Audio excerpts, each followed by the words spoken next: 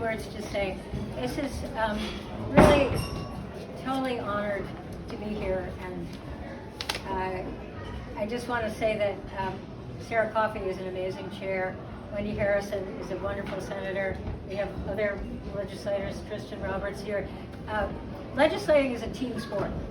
You don't do it all yourself. So I just want to acknowledge that everything that we do in conjunction with other people, and have some great colleagues to work with. So I'm just going to talk a little bit about sort of my history with this issue, because it sort of, I think, mirrors, the changes that have happened in our sort of awareness over the number of years. So I've been involved in the issue of climate change, or global warming, however we want to say it, for a very long time. I remember thinking about this in the early 90s and hearing about global warming. We had James Hansen had testified before Congress, I think in 1988. And then there was the Earth Summit in 1992, and the Kyoto Protocol in 1997. And climate change seemed like a really sort of frightening thing, but it was still a long way off. That's off in the future. There was still time to cut emissions. But I started noticing that our winters were changing, and that disturbed me, winter lover that I am. And they were changing, and they have changed. In 2002, a graduate of an environmental studies program moved to Brattleboro and started a group called Brattleboro Climate Protection. I went to the first meeting and became active in that organization and in advocating for funding at a representative town meeting, of which I was a member. Meanwhile, I was teaching art at various schools. I also had studio practice. My paintings were a celebration of the natural world.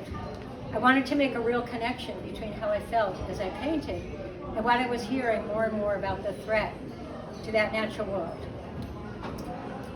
I found a Master's of Fine Arts program at Goddard College in interdisciplinary arts. The mission of this program was to make connections between the arts and their relationship to the wider social and political world. It's a just fabulous program. The program was so stimulating. It helped me to articulate a vision for engagement with this issue that mattered so much to me. As part of my studies, I had to do a community project. I solicited work from local artists for a poster exhibition. I titled it "The End of the Romance, Cutting Dependence on Our Automobiles." Americans have a romance with the automobile. It's interesting to look back on some of the wonderful work in that show and in two other subsequent shows that I sponsored, one with my elementary age students. Such easy phrases accompanied the visual work, like ride a bike, turn out the lights, America Idols, etc. It was still a time when it seemed there could be simple solutions to this problem. And it seemed that art was a way to build awareness. I participated in a later group exhibition with two other artists. We called our show Endangered Season, Winter in Vermont. I wrote in the artist statement that our exhibition was a way to celebrate what we love and may lose in order to engage others in the conversation on global warming and its impact on the Vermont landscape. In 2007, I finished my master's program and started wondering what to do next, when out of the blue came a call from Sarah Edwards, a Brattleboro representative at that time, asking me if I would be interested in running for the open seat in the House in my district. Quite suddenly, my life was about to change. I had been a political science major in college and had been active in town affairs while pursuing a career in the arts. I wrote in my journal at the time that if I could do something in the legislature to address climate change, then I would want to run. Sarah Edwards sadly passed away recently. She was a passionate environmentalist, and I am so indebted to her for getting me to the legislature. I was elected in 2008 on the same ballot as Obama. Very exciting. In fact, my son voted for me in a restaurant at a wedding in Florida, and he was able to vote for me and Obama. I was so excited. And I went to Montpelier with great hopes to address the climate issue. I asked to be put on the Transportation Committee because of my passion for promoting a multimodal transportation system and changing our reliance on cars. I was frustrated to realize that the topic of global warming and climate change barely came up in committee conversations. And though we started a climate caucus in about 2014, I can't remember exactly, leadership in the Transportation Committee didn't really start to change till maybe 6 years ago. With that and a compatible committee, we've been able to make some progress with incentives for electric vehicles and bicycles and promote public transit and bike ped infrastructure. With Sarah Coffey as current chair of transportation, and she is fabulous, we are creating an ambitious climate-centered transportation bill for presentation this session. Stay tuned. This summer's devastating and unprecedented flooding has put the issue front and center in the legislature.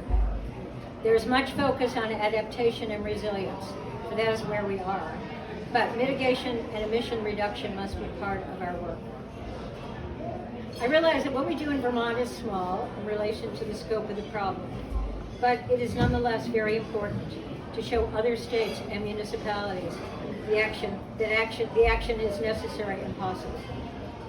This work has been distressing and challenging in Vermont and globally. How difficult it is to get people to realize the emergency we are in.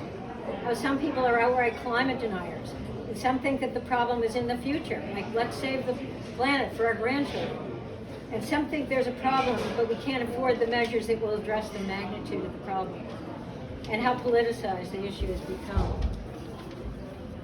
Vermont is not meeting its statutorily mandated climate goals, and the world community is also falling short. The just adjourned COP conference was the 28th such event.